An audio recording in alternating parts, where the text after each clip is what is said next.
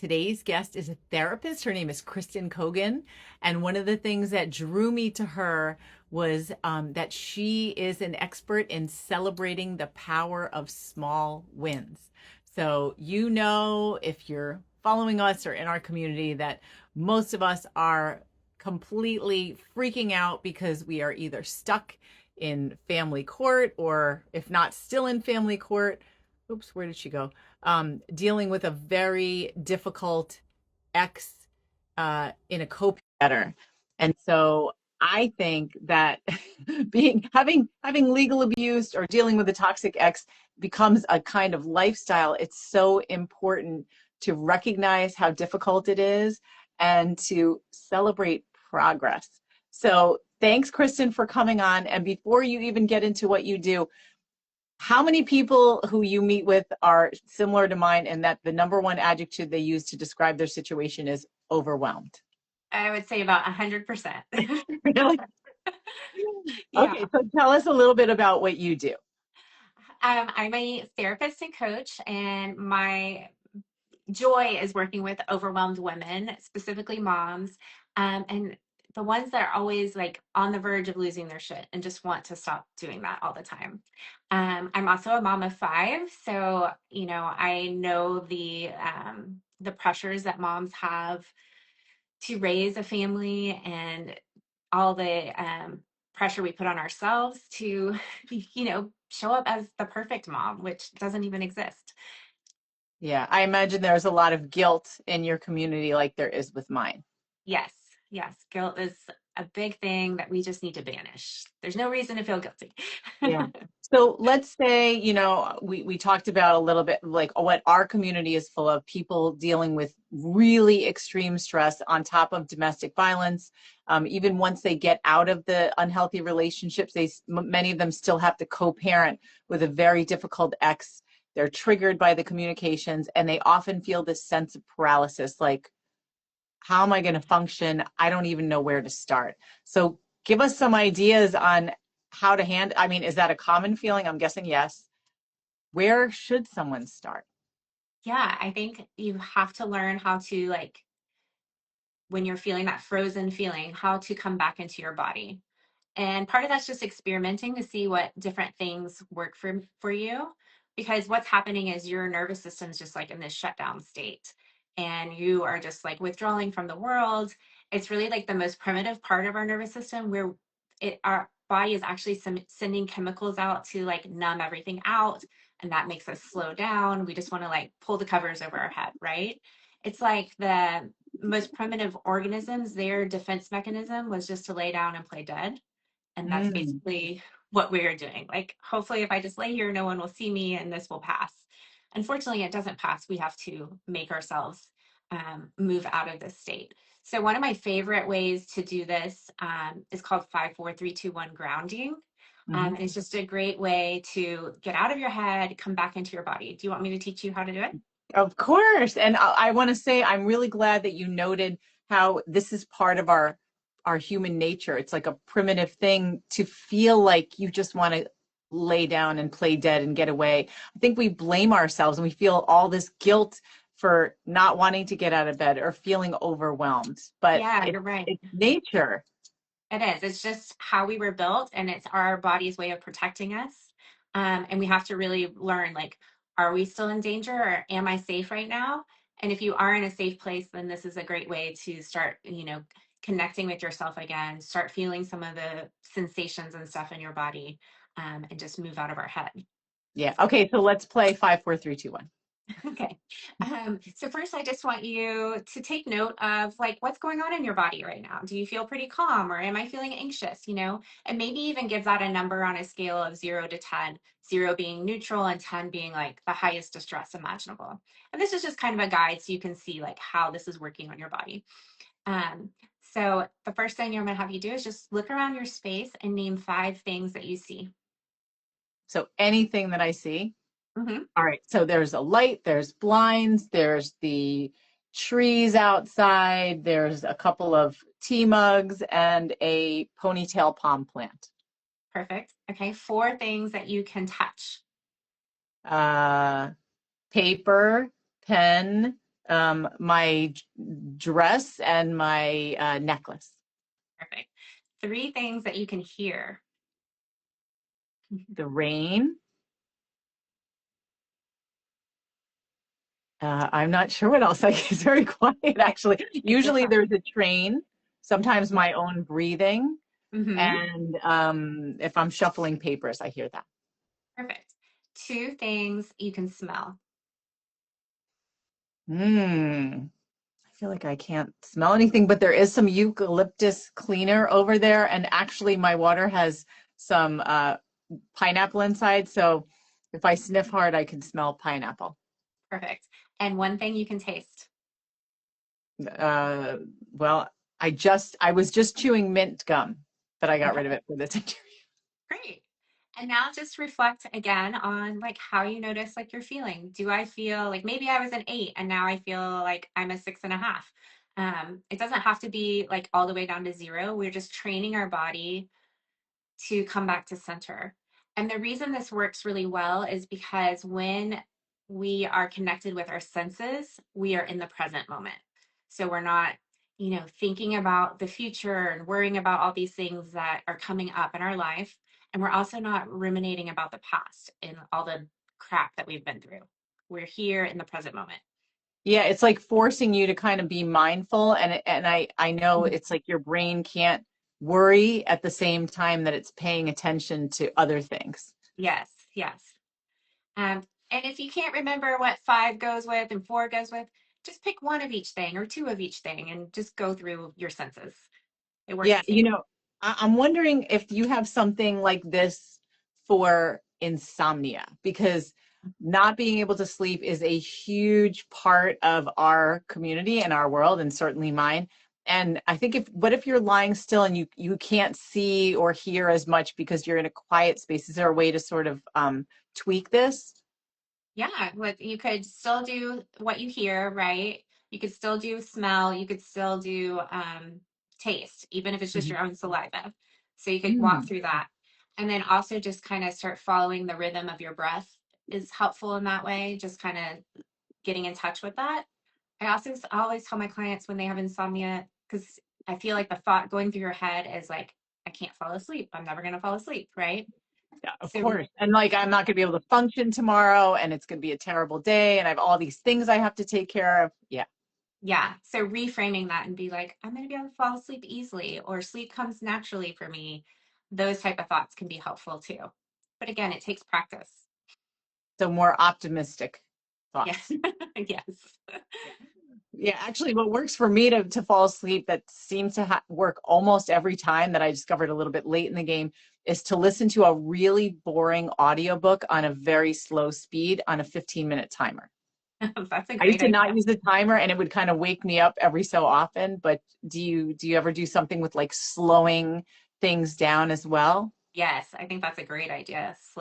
Just everything slowing down, like makes your body like realize, okay, we're winding down, calms that nervous system again, because right, that's what's keeping us up is Mhm. we're probably in flight or fight mode and feel like we have a million things we need to do. And so it's just another way to move us into what we call the window of tolerance, where we Mhm. feel safer and connected and calmer.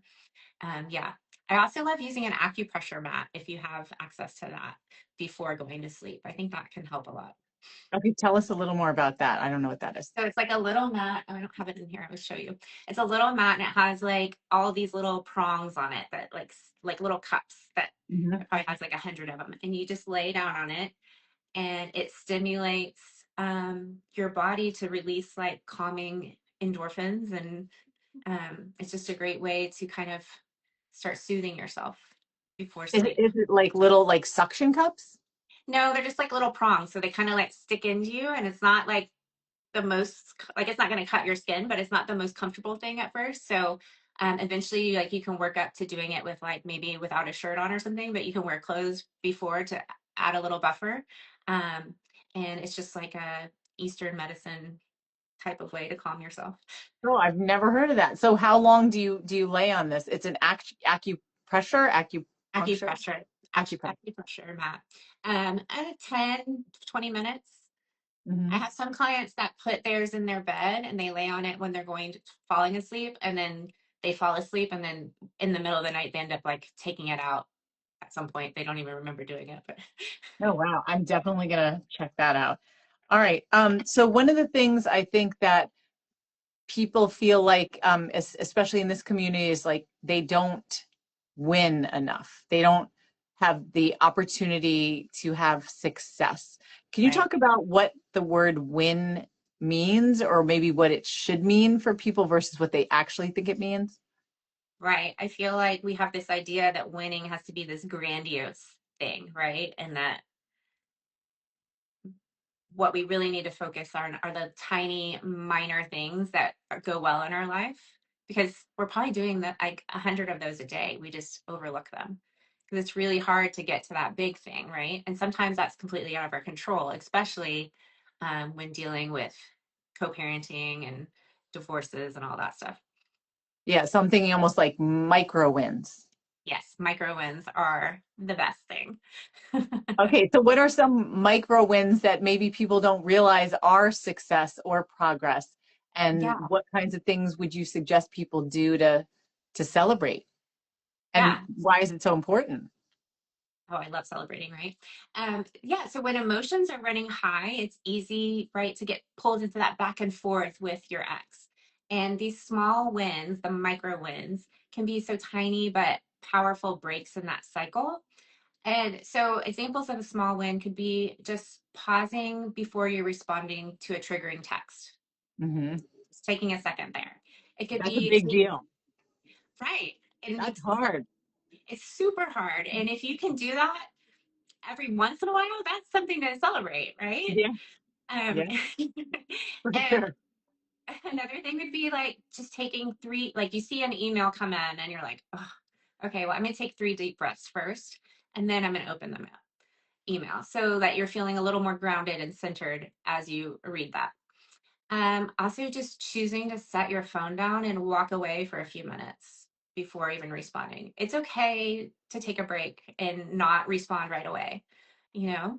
Um, and this matters because it these tiny shifts create like emotional distance between your ex and that chaos and your own inner world.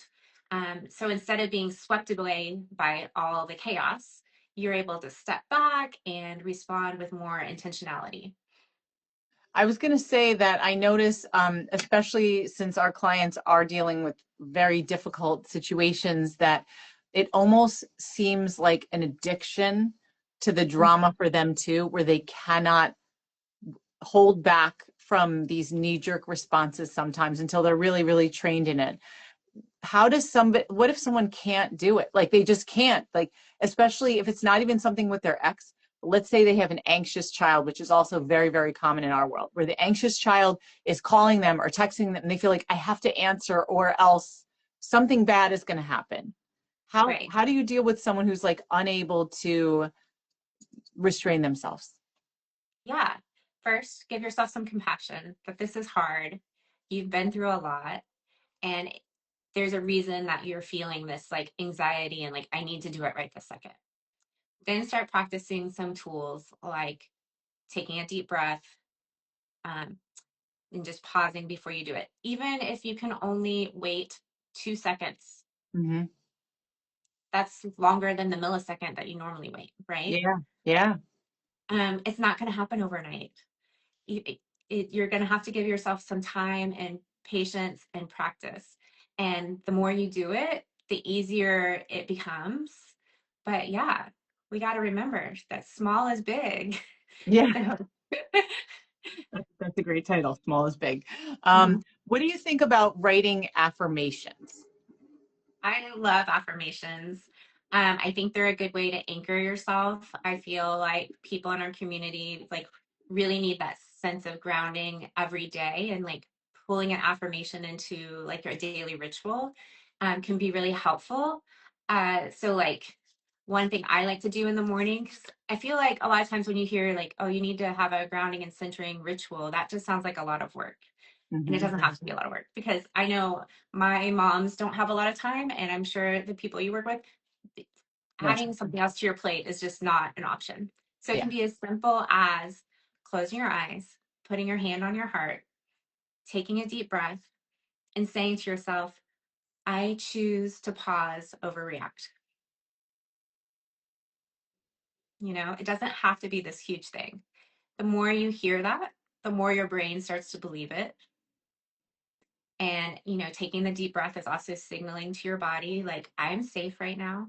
So you can even say that if you've been in a situation where you weren't safe, Hmm. great way to say is, I am safe and I choose to pause, overreact. Remind yourself that you are safe now. You are not in that old circumstance. Yeah, I Oh, mean, another as you're great. saying this, it's like you're retraining your brain a little bit. Mhm.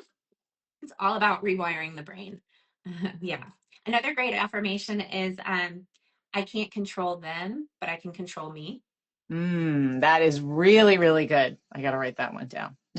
We say that all the time, but that is a great um, affirmation Yeah. to remember and to post. I like to have it where our clients put little post-its on their computer or on their Yes. mirror in the morning to just keep reminding them.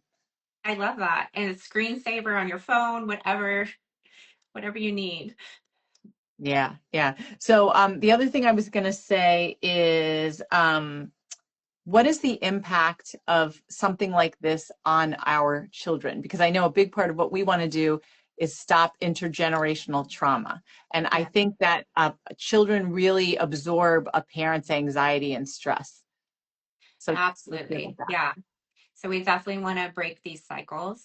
And that's why it's really important for us to do this hard work, because it is extremely hard to learn to come back in your body, feel okay with what's going on in your body, those uncomfortable sensations that are going on, that fear that's living there because you've been living in fear and stress. But it's so important because your kids see what you're doing and they start to take that in, and then their nervous system feels scared and fearful, and so they start to repeat the same cycle. So you might have a more anxious child, or a child that's quick to snap or yell at people, or throw tantrums, whatever it may be. So the more work you can do on yourself allows you the time and space to help your kids work through that as well. Yeah, and I think it's important to reiterate that because I think people are willing to spend whatever it takes to take care of their kids. But Mhm. do you find that they're not willing to put anything towards themselves? That a lot of parents you work with just want to give, give, give, give, give? Yes, absolutely. And what I always come back to is, remember, it's a ripple effect. And if you are able to show up as a better version of you, then that's going to impact your kids, not just today, not tomorrow, but like for their lifetime. Yeah, yeah. So, Kristen, how can people find you? The best place to find me is here on Instagram at Imperfectly Wonderful Motherhood. I love having new members in my community. All right, great. So, thank you so much for coming on. I am going to post a little thing about some of the exercises that you did that just to remind people. And I love the affirmations too. That's so great. Oh, great. Yes, it was fun. And I'll send you a link of a acupressure mat so you can share it with your people. That's great. All right, great. Thank you so much. You're welcome. Have a great day. You too. Bye.